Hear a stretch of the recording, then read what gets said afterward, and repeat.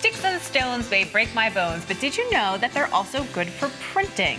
So Tori Weyers, our resident artist, is here. And Tori, you told me that we are going to basically make nature prints, or we're printing with objects from nature. Is that right? Yes, we are. Okay, so how do we get started? So I've done a couple samples here so you can see what the end result needs to look like, because sometimes that helps, especially when you make weird marks. I always look for ways to add different marks because we kind of get the same ones all the time with brushes and pens and stuff. So I collected some leaves and some rocks and some various things from the yard and stamped them. For my sketchbook, I love to label what I stamp, so then when I go back and think like, oh, I love some of the marks I've made, how did I do that? Really looking at, this one's a maple leaf, and then I have some bark pieces and some rock pieces. I think labels are so important in your sketchbook. I even like to include sometimes like what paint color I used, including like the brand and the name, just all that stuff, because your sketchbook is such a resource. It really is. It's a place to go for that added inspiration too.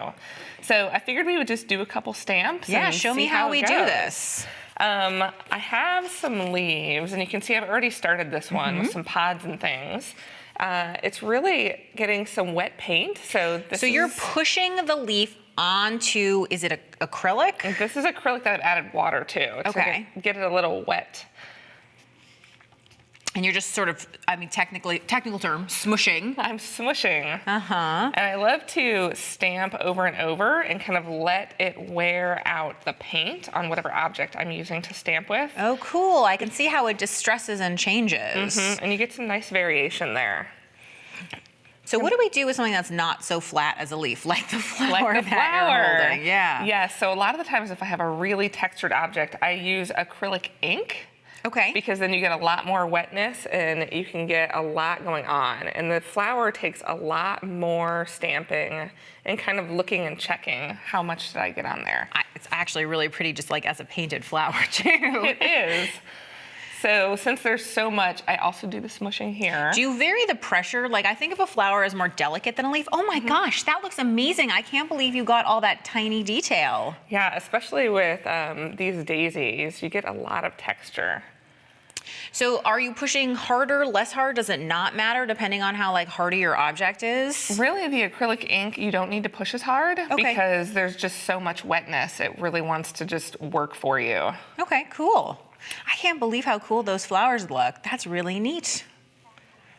So what do we do when we come to sort of really non-traditional objects like sticks and stones? I think those are really about where can you even get some pressure. So you can see I've used this one a couple of different times. And so just a regular stamp, you're only gonna get the pressure points that are available. So sometimes you have to pick up and push your paper into the object. Look at all these little tiny, like I never would have said that a rock would give you like dots or squiggles or something. That's a neat pattern. Yeah, I think that's some of the nice things about stamping with objects that might be a little weird because you get totally different textures you wouldn't expect. How did you get these circles that look so perfect? That is a tiny little pod. I have one here. So all those little circles are coming from this. So it really is just pushing that into the paint and then adding dots, and as the paint breaks down, you start to just get the circles. Empty circle. That's so cool. Now, when you have something like a stick, are you rolling it almost like a brayer, or are you more pushing it and stamping it? It can be either way. So this side I completely painted and scraped it, and then you can also just stamp and get different marks. Oh, So like I see. That's how here. you got those kind of ribs. And so then are you using these designs as they are, or are you using them for inspiration for drawings or sketches or patterns later? Well, and that's where these can come to life. So I could cut out this flower and really look at how I could embellish it. So kind of coming in and adding some of that flower texture back in can really create an interesting pattern to add to art journals or any other inspiration you're working with. Well, I also love how basically you're printing over and over on top of each other. It's not about creating like a pretty composition. It's really about creating something that's giving you like energy and ideas and things to have in your sketchbook. Any last thoughts about printing from nature? I think allowing yourself to kind of explore natural objects and what you can get out of them adds a whole different dimension to your sketchbook. I agree. I love this idea. I can't wait to go to my yard to figure out what I can print with.